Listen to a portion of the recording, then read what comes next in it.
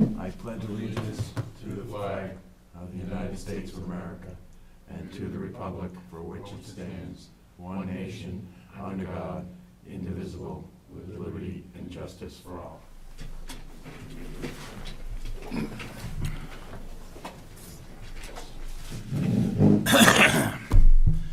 All right. I have accounts payable manifest in the amount of $16,654.80. So moved. Second. Third. Dick and Andy. Dick and Andy. Any discussion? All those in favor say aye. Aye. Opposed?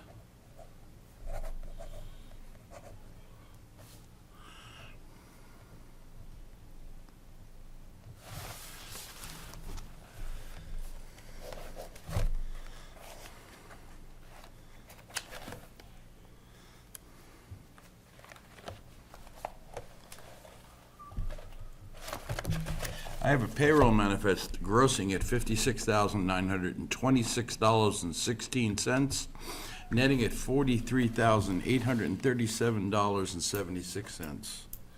So moved. Second. Andy and Fred. Any discussion? All those in favor say aye. Aye. Opposed?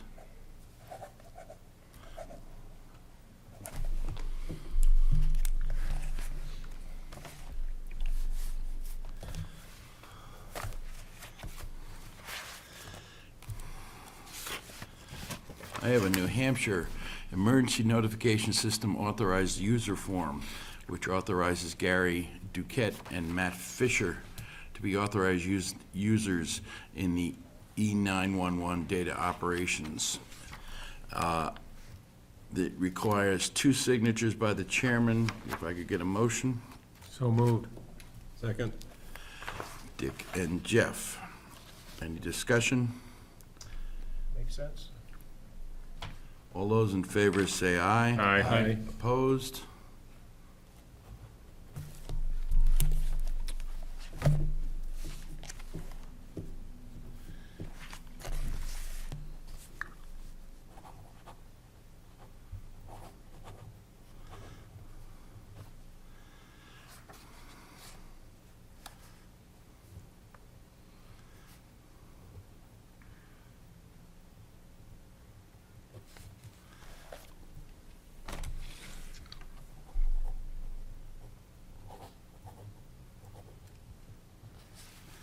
Gotta put the address in the second one. I have a request for a poll license, 1 poll. And this is on Candia Road, I believe. Yes. So it's a request from Public Service for 1 poll. There are two copies. I'll make a motion that we grant the poll permit. 3 copies. I would make a motion that we grant the poll permit to Public Service or Eversource, whoever's requested. Second. Andy and Jeff? Yes. Any discussion? All those in favor say aye. Aye. Opposed?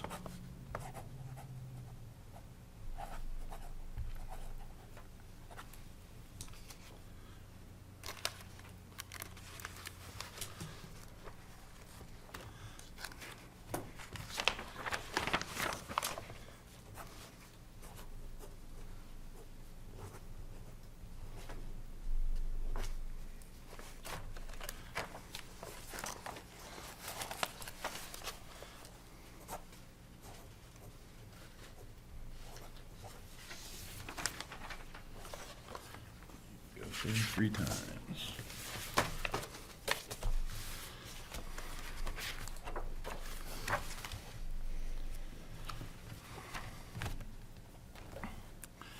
And once again, we are here tonight to sign the warrant for the town.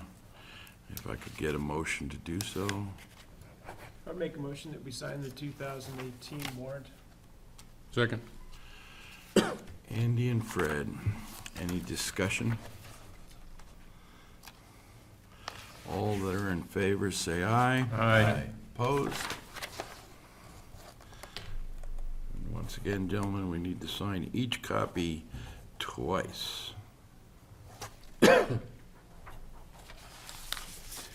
John is going to take care of the posting.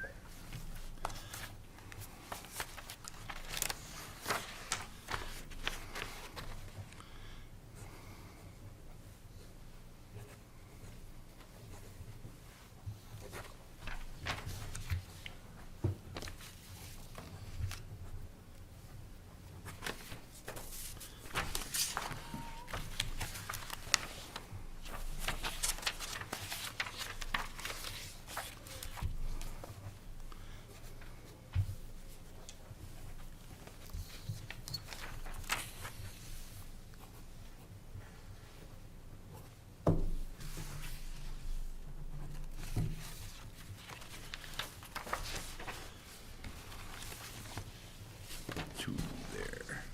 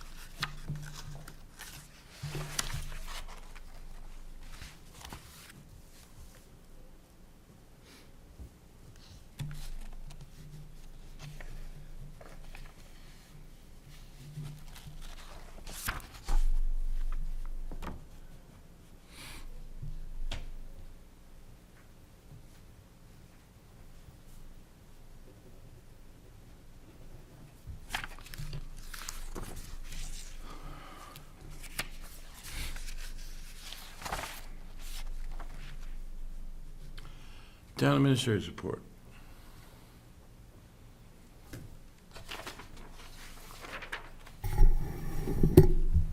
I have a couple of items tonight. As some of you may know who were here, we had a small minor flood in this room last week due to a combination of rain and the groundwater that is normally taken care of by the sump pump. Both of those outlets use the same dry well, which was overwhelmed, and the water backed up onto this floor. So in order to prepare ourselves for the next time we have a heavy amount of rain, I've asked Ray Ellis to order our own sump pump that can be used to supplement the one that is in the dry well, and that can be pumped directly outside of the basement window here, so that if the existing sump pump becomes overwhelmed, we won't have another flood, because I'm concerned about the floor stability if we have it wet again that way. Second of all, today was the annual cleaning and maintenance of all of the water treatment and filtration in the various municipal buildings. And the company that was at the highway shed does its annual cleanings and inspection, and determined that that unit over there most likely needs to be replaced. It's being overtaxed for the size and purpose that it was designed for. Just today, they used over 300 and something gallons to mostly keep the equipment clean. It was never designed to handle that much usage. That is time to cycle so many times after so many gallons, and the amount of salt being used in that system is overwhelming it. So can't they separate this from the system and use untreated water to wash? That was my question, and when it was brought to the highway agent, apparently that particular well water contains a high amount of iron, and the residue on the trucks is already noticeable when they go to clean it.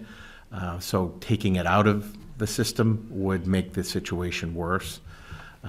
We're working on some other suggestions of possibly getting a separate water tank where lake water could be held, or an in-ground septic system just for cleaning and rinsing the trucks. We're looking at various ideas of how to handle the situation, which would be seasonal during the wintertime, of course, with all the sand and salt usage, but during the year, they probably also want to keep the equipment clean. I've also got him, just as a backup, getting an estimate of what a system to handle the usage would be. In addition, the plumbing in the highway shed water system is quite deteriorated and showing a lot of deterioration. The valves are no longer workable because of corrosion. So at a minimum, there might be some minor plumbing that needs to be done, even if we don't upgrade the system, but I'll keep you all posted after I get an estimate from the vendor. That's it for me tonight. Questions for the town administrator?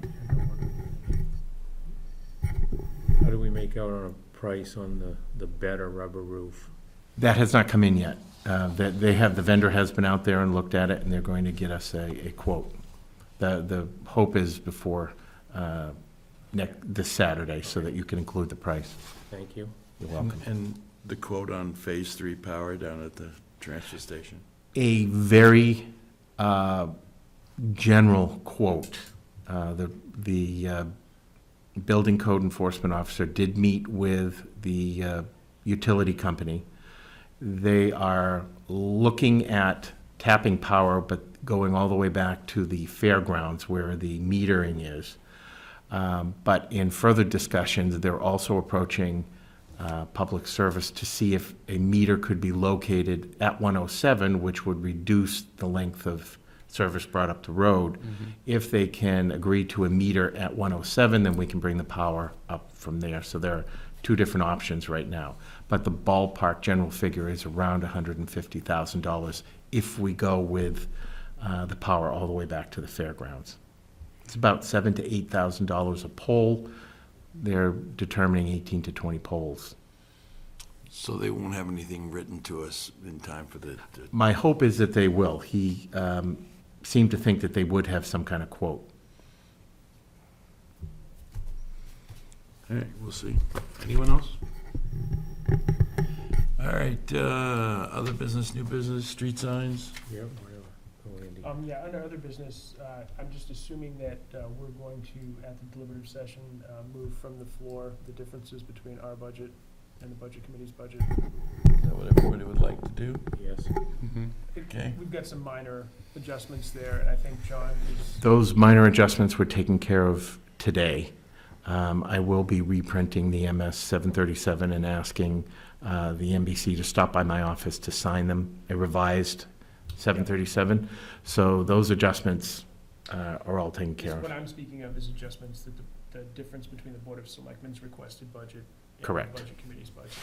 There's gonna be a little bit of difference there, and You wanna bring that up and move it as one number, or? I think what we can do is bring it up and move it as one number, and I believe John can probably give us the line items, you know, that are affected with the slight changes, and we can read that as information to the session and Fair enough. see if they want to go along with it. Okay.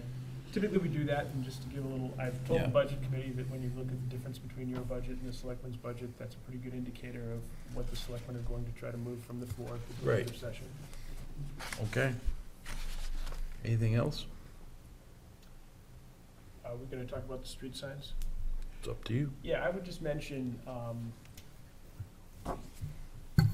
I'd mention that I have a distinct recollection that we have a policy, or had a policy, that the Board of Selectmen would approve street names as they were brought forward for new developments and new streets. And there was a specific strategy to it that tied into 911. We'd agreed to use red signs for private roads. We had also agreed to use red signs and use the term lane for private roads around Pleasant Lake. And anything else would be called a road. And I'm just driving around town as of late, I've noticed that we have Forest Glen, we have Major John Simpson Way, we have Lois Lane, and I don't recall seeing any of these come before the Board of Selectmen. I don't know if they were presenting these to the planning board, or if they were just buying road signs and slapping them up. Is I- that a yes, or? Well, the planning board has generally referred them to To the the board, Board of yeah. Selectmen, yeah. So And I don't know if the Major John Simpson one, was it this one's down here at the? Yeah, that's a way. It got by or what? I don't know. But, and the Lois Lane one sort of caught me a little off guard too, but because and the reason it caught me off guard was, not that I was that concerned about the name Lois, but because it was a lane, and we had specifically, in accordance with Safety a system, Council and and that wasn't it. 911, we were gonna call, any lane was gonna be by the lake, and, you know, people responding to things would automatically know. And/or private. Yeah, I mean, right now, that's the only way you can tell if it's town maintained or not. If we don't Mhm. stick to it, we're gonna lose the grip on Right. it. Mm-hmm. and I think maybe the place to start is with the code enforcement officer who, you know, possibly instructs people when he's Mhm. giving permits or inspecting, that they have to run these names by the Board of Selectmen. So how do we back up and straighten some of these out before? I would say to look at the records of the last year. We could probably, because I don't remember doing it in a while. The last one No, we did was on the lake that I remember, that was, what used to be Couture, and those people moved away, and they asked to Right. put it, whatever it ended up, and we changed a few of those to red, but there's still Mhm. some, that if we had the funds, it'd be nice to get it right, and have red for those and green for town. we'd also stipulated that road names had to have some either Historical, historical or Mhm. geographical use significance. that as a way to significance. That was, this whole thing came to a head because Joe Stone had taken great umbrage at Skidoo. Skidoo Lane and a couple of other lanes that we'd had come forward, and that's when it, All right, so John will do some research and get back to us. Thank you, John. With regard to the subdivision off of Church Street, I think we're still holding a bond on them, a portion of the bond. Good. So we can have them go back and change the sign and make it red, and Good. so, Cool. and obviously bring it in here. Yeah, it doesn't make a lot of sense for that name right there by the. Yeah. All right, Is that gonna be 5 houses, Fred? 4, 4? So it's still set up to be a private, right. thank you. all right, anyone else with any business at all? just, We have no need for a non-public, correct? Citizens' comments. I like Major John Simpson as a name. I didn't have a problem with the name either. It was just the color of the sign and the title of the road. Is it on? Until the red light's go on. Just push that switch all the way up. Trying. Doesn't want to go. Is it just because it needs a red sign? Well, we're supposed to approve it. It's supposed to have a red sign, and also we had some stipulation about whether you could call it a lane or a road or a way. Well, as you know, down at the end of Meeting House Road, it has the historical marker Right. for Major John Simpson, so it fits. It's just that it needs to be approved, right? Yes. And the correct color. Somebody will probably spray paint it. Anyone else? Motion to adjourn, Second? 5:49. All those in favor say aye. Aye. Thank you very much.